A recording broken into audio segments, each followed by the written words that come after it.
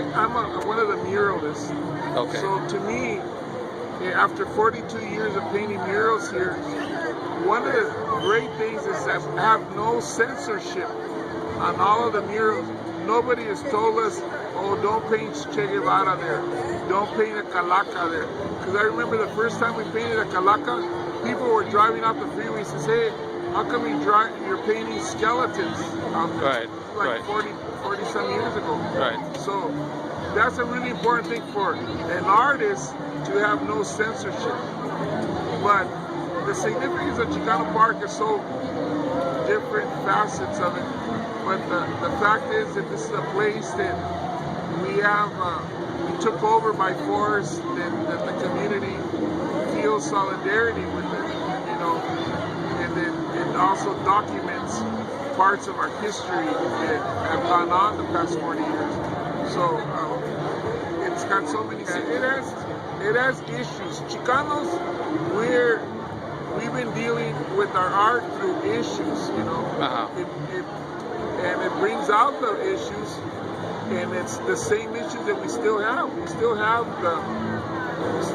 the immigration. We still have farm workers living in caves and bushes. You know, bilingual education is still as screwed up as ever. You know, gentrification is still happening. I mean, you're being run over left and right. So those are issues, and we gotta express those issues to the community and educate our community to those issues, because you're not gonna learn them in school. You're not gonna learn them on TV, and the films that we see are always all negative against Mexicans. So we gotta have some place that we can show who we are in a positive way. It has even a spiritual energy for the younger generation, especially now that the restoration is going on.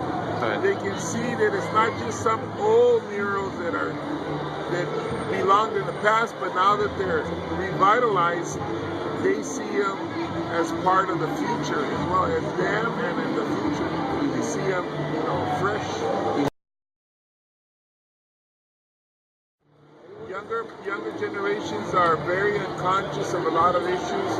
You know, they don't know what they stand for. You know, they don't know. They don't feel pride of who they are.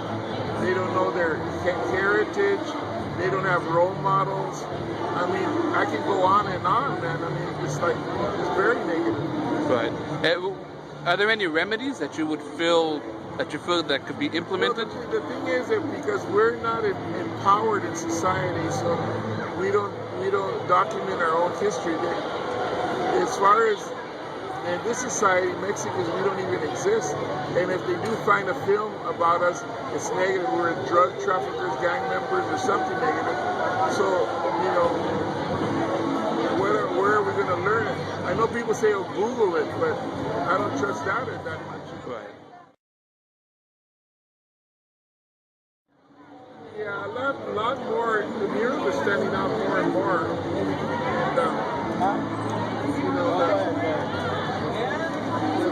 There's for different issues. They stand up for different issues. Right. I mean, I can go on to, you know, just our historical murals. The first ones where we did portraits of people that were important. You know.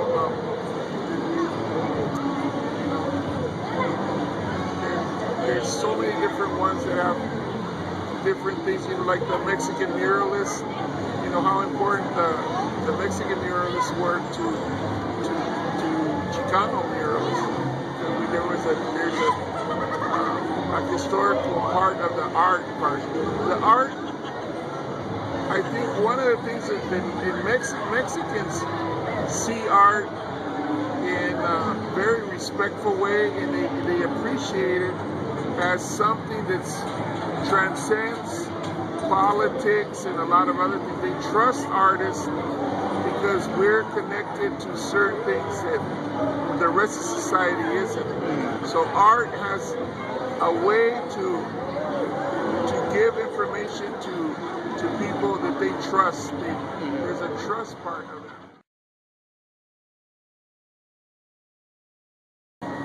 Well, to me, I think to keep the spirit of the movimiento going, and it's not something that just started in the 60s. It started, I think, for Chicanos ever since the Europeans kind of came over here and tried to kill our culture, our language, our beliefs, you know, straight out. That's already over 500 years.